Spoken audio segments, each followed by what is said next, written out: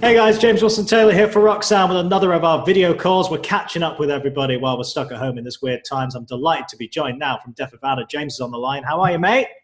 Good, thank you. How are you? Not too bad, man. Not too bad. Coping. Looks sunny where you are, sunny where I am. We're off to a good start. Absolutely. Yeah, it's good times, man. Good times. I'm kind of starting all these off as you might expect. Checking in. How are you getting on? Are you okay? Is everyone you know and love okay? How's it all going? Yeah, I'm fine. I'm pretty sure everyone I know and love is okay. Like half of my family are from Italy, and they live like in the north of Italy, which is the worst affected area. So like my grandmother's like 83, so that's not great. But they're all fine because they actually like took it seriously and actually stayed inside and sort of. But I think they're still on lockdown, and they've been on lockdown for like 3 months, 4 months. Wow, man. Wow, that's crazy. But I'm glad to hear they're okay, though, for God's sake. Yeah, mad stuff, mad times. How are you dealing with this whole isolation thing then, man? Are you, because we've chatted to some people are just chilling, some people are writing, some people are doing whatever. How are you getting on at the minute? What's your routine looking like? I mean, to be honest, like, I'm fine because this isn't, everyone's freaking out. Like, people with normal jobs are freaking out. But for me, this is just normal because all I do every day is get up, drink coffee on my own, sit in front of my computer on my own, make music on my, like, it's nothing. Also, like, being a musician, or being in the creative industry, you're not sure when money's going to come in. So nothing has changed for me. So it's like, honestly, I'm completely fine. In fact, it's like nothing's changed. The only thing that annoys me is you have to queue up to go into like supermarkets. Yeah, that's the obvious change. That's the most obvious change. Pubs are closed. You have to queue up to get into a shop. Pubs are closed is the worst thing. Yeah, that is the worst thing. Honestly, I'm fine. Nothing's changed. Well, that's good to hear in a way. At least you can get on, have some sense of normality, man. That's very, very good. Are you getting much writing down on stuff like when you're at home? Because I guess that would be your normal routine, is working on tunes when you got some downtime like this. Same old, same old? Pretty much, yeah. Just like, I mean, a lot of it is crap, like hip hop stuff that no one's ever going to listen to, which is what I find fun. But yeah, I've been writing a bit, but not massively. But yeah, early days, just kind of playing around. You're writing hip hop stuff, are you saying? I just find it really. Basically, I'm not that good at I only learned how to record like 2 years ago, and I find it easier to manipulate sounds which are like processed rather than real instruments. Do you know what I mean? So it's easier to make like a hip hop or electro song sound good than it is to make real instruments for me, because I don't really know what I'm doing. So it's kind of just like, that's just how it ended up. I thought it's weird. Playing around with beats and stuff. That's kind of cool, though. It's a good idea. Play around with some more electronics and stuff. Well, it's a good time to chat to you anyway, because I guess last time we did speak was Gunnersville, which is kind of right at the end, really, of the campaign for the last album, which we've talked a few times throughout. And I guess let's start with a big question with it, because now that you're on the cusp of maybe trying to do some new stuff, whenever that may be, what do you think has been the biggest learning curves from this last album cycle? Take your time when you write. The main thing is take your time when you write a record, and don't rush into it. I think that would be the main thing for me, because there's so many things I would have done differently about Rituals. Like, I'm still proud of it, but am I going to be proud of it in 5 years? I don't know. Whereas like Old Souls and all these Countless Nights, I think I'll always be proud of, because we spent so long like playing it as a band, putting it together. Whereas Rituals was just boom, boom, boom, boom, boom, boom. I don't know. I think the main thing is take your time and think about stuff before you release it. Don't get carried away for me.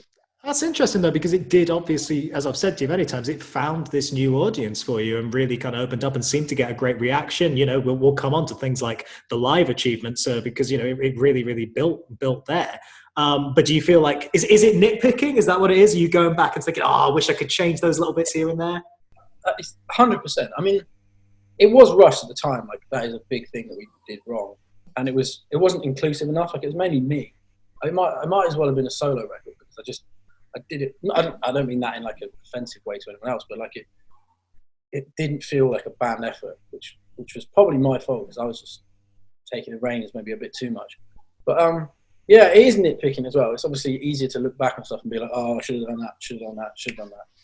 But whatever, you just have to kind of make peace with it and leave it. Yeah. Do you think more of a collaborative process the next time around? Is that the main aim takeaway? I mean, yeah, I haven't spoken to the other guys, so I don't even know what we're doing. But yeah, I imagine if and when it will be group effort. Not. Yeah, fair enough. I guess it is the interesting point, isn't it? Like, you will have time now, because everyone's got time, to have a think about what you want it to be next and everything. But yeah, you are right at the end of the cycle now. So I guess there is no rush, like you say, to necessarily dive straight back in. 100%. And I think like some of us I think we might like chill out for a bit and like figure ourselves out and then come back and do stuff. But I don't really know what we're doing. Like I said, I haven't really spoken to anyone this year. So I don't know what's going on. Fair enough. All right, fair play. I mean, I hope everything's all right and everyone's okay and everything. But yeah, just taking some downtime then. Yeah, pretty much. Yeah, fair enough. Well, I mean, I guess, again, looking back a little bit, what was interesting was sort of wrapping up the era. You played the album in full, which I always find interesting when bands do that. Why did you decide that this record was the time to go, actually, yeah, let's revisit the entire thing live? Because it's the record that I don't know how to say this. It's more like a whole. The record is more like one long song. Well, certainly in places. Like we thought more about the transitions between songs on this record. What I did. So I always kind of wanted to play it in full because I think it would just be. I don't know. It was just something I wanted to do, I guess, and it was easier. The other records that we produced to play them in full, we'd have to keep switching instruments and keep like fucking around and messing around. And this was a bit easier to do. And I don't know, that was actually really enjoyable to do that, to play it live all the way through. Yeah, it's a unique experience because I guess, we always see people do like anniversary shows or things like that or whatever they want to do, celebrating something from the past. It's quite a nice, unique idea to take your most recent record and go, actually, here's what we've achieved and here it is front to back. Do you see that as being something that you would want to replicate in that way? Because it did seem to work really nicely. Yeah, it was cool. It was, I don't know. I'd be up for it again. That was actually Tom's idea. I can't remember how we came onto it. I think it was because we were playing a London show and we were like, we literally, what can we do differently on this London show than because we played London show pretty much a hometown show for us. So we just wanted to do something different. And so we split it up into two sets, obviously, played Rituals in full and then some old songs. But yeah, I'd be up for revisiting that. That was really enjoyable. But it was annoying because it ruined the second set because we played Rituals first, went off for like 15 minutes and then came back. And the second set just wasn't that enjoyable, even though I guess the crowd were more into it. Selfishly, I much preferred to play Rituals in full. Yeah, you'd already hit a high. You're just like, well, all right, this is the encore now, extended encore. Last time we caught up with you, of course, was Gunnersville. What a day out that was. I mean, a cracking lineup of bands there. What are your memories of that kind of first time playing this first ever festival there? That was cool. It was really weird. It was I don't know why, but all of us, like all of the Unit 6 boys, we were all in like strange moods that day. Like I don't know what's going on. Like it's like Mercury in retrograde or something. I don't believe in that stuff, but there was something, and it was just it was a weird atmosphere. It was cool because like obviously Unit 6 are pretty much our best friends as a band, and then we're good friends with the guys in the Maine. So we were all in the same backstage bit. It was really great. I had a great day. We drank a lot. I didn't sleep that night, which was cool. But yeah, it was really good. Yeah, I hope it comes back as well, that one, because it really was just like a really fun. And I remember saying with the Yumi boys on the day, it was like an opportunity, because they were talking about, because they obviously had a hand in putting together a lineup, and they were talking about how great it was to have all you guys there. And we did kind of think it was one of those rare ones where, for the want of a better phrase, getting those scene bands or bands of that era all together on a lineup is kind of a rare thing to have a festival with that sort of lineup these days. It was really cool to see. Yeah, definitely. I really enjoyed it. It was great. Yeah. Really good. Good day out, man. Good day out. One of the things I wanted to touch on, because, of course, in a weird time and people doing lots of kind of charity efforts and all this kind of stuff, obviously around the current situation. But I wanted to catch up with you in particular because you guys really made a concerted effort to do a lot in collaboration with War Child over the last campaign. Talk to you about how your relationship started with that charity in particular and the work that's gone on. How did it start? I can't remember what the first show we played was. Might have been the Union Chapel show. Basically, our manager is really good friends with one of the main guys, Jim. They've been like really old friends for years. And I got introduced to him, and I just found it really interesting, the charity, because I'd heard of it and seen it about, but I'd never delve deep into what they actually do. And I went and met with everyone at the offices and stuff, and they told me everything, give me like a presentation about everything. It was super interesting. And like some of the guys that work there, the stuff they do, and they go and do like exchanges abroad and like really literally physically pick up kids and take them out of war zones. I was just super interested. So I just wanted to do what I could, really. I think the first show we did was a Union Chapel acoustic show. I think it was like 2 years ago. I think that was the first show we did, but for some reason I feel like there was another one. Anyway, yeah, it was around that time. It was around 2 years ago that we got involved. Yeah, it's been such a fruitful relationship, and I see Warchild doing some amazing stuff around their charity shows every year and all that kind of thing. But it's great to support those kind of causes, and I take it obviously you see that relationship kind of moving forward, and yeah, I guess. Sure. Yeah, I guess we'll figure out the best ways to kind of support those kind of things. In terms of live stuff, it's a shame. We're all looking forward to Marshall Live, man. That was going to be a fun day out. Bit of a shame that's kind of wrapped up.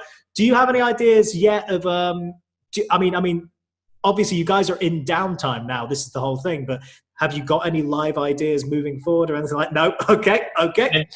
Like I was starting to think about stuff, and then all this chaos happened, and now I'm just sort of like I said, I haven't spoken to anyone really, so I don't know what's going on. But yeah, I think that thing is going to get rescheduled, the Marshall thing. But like,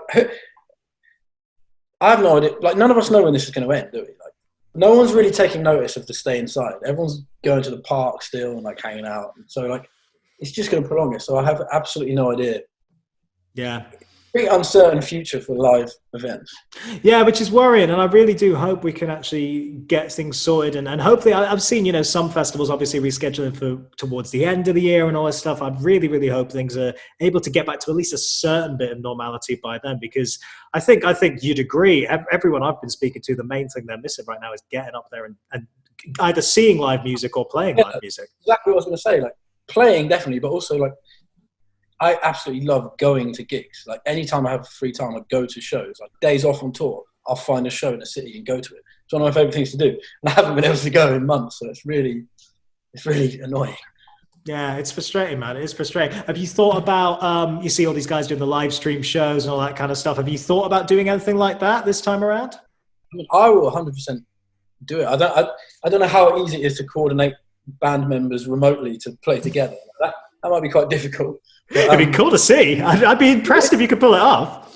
I saw Goldfinger posted a thing. I don't know if they were in the same building or whether they did it remotely from their houses, but they posted. I think it was today they posted it of them doing it. I don't know. I'm up for doing a live stream on my own for sure, but I don't know if it's possible to get a full band together. Yeah, just have to wait and see. I have none of my equipment here. I've only got an acoustic guitar. All my stuff's in the lockup in Brixton. Oh man! Oh god! Yeah, you really can't get to that. If we'll be able to go and get it. Well, there you go. At least you can do some kind of acoustic performances going around. And like we say, you've been playing around with ideas and stuff. Do you feel like, aside from the hip hop stuff you're having fun with, do you feel like there's anything substantial brewing in terms of writing stuff at the minute? I don't know. Like I've got a lot of songs, but they're not Def Havana. They're like, I don't know what they are. They're just. I've got loads of songs recorded and finished, but they're just not suitable for a band, really. Kind of solo stuff. Interesting. I don't know if I'm ever going to use them or just lock them away and cupboard. They might be terrible. I haven't even showed them to anyone, so they might be crap. That's interesting. When have you been working on that kind of stuff, though? Has that been while you've been on the road? No, I never write on the road. Like I write lyrics. I write lyrics on the way all the time, but I never, because I haven't got a laptop. I've only got this like stupid desktop Mac, and like you can't really take that on tour. And like I don't know, I never find, every time I intend on writing on the road, I just always end up like there's always a party or something more fun. I treat going on tour as like a holiday, so I basically just have a laugh. So when I'm at home, I always write. But I've been doing that in the time between touring last year and this year. Just any little free time I have at home, I've been writing. It never seems to be Def Havana stuff. That's interesting. Why do you think it's not Def Havana stuff? Just completely different stylistically, or? Yeah, it wouldn't be, and the other guys wouldn't like it. It's like, again, it's kind of more electronic based. Interesting, man. Man, I'd be intrigued to hear it if it ever does surface at some point. It'd be very, very interesting. Well, in the meantime, man, I'm glad you're keeping well. I'm glad everyone you was keeping well and all that kind of stuff, and all the best to you. And like I've been saying to everyone, I really hope we get to do this face to face soon because it's a mad one. It's a mad one, man. It's really weird. Like, I mean, like I said, it is pretty normal for me. Like I'm normally on my own, but going to the pub and like hanging out with friends, that is getting a bit. Now I'm a bit bored. Like, there's only so many house party video things that I can do. Like, it's not the same, is it? It's not quite the same. Yeah, conversations like this on a screen to screen. That's how we're doing it. Yeah, I know. It's how I'm living now, man. This is the office right here, the virtual office, dude. It's how I'm rolling. Sorry, say again? At least you've got a nice little drinks cart in the background. Thank you for noticing, sir. Yes, you know, we like to keep it relatively stocked. That's Lionel Richie. That is Lionel Richie. That was a poster we ripped off the wall at a Glastonbury bar several years ago. Right. Yeah, I was pleased with that. It's good, isn't it? Needs to go up on the wall at some point, but I'm pleased with it. James, always good to catch up with you, mate. Take care of yourself, and we'll chat to you soon, all right? Thank you very much. Nice one, mate. Cheers, buddy.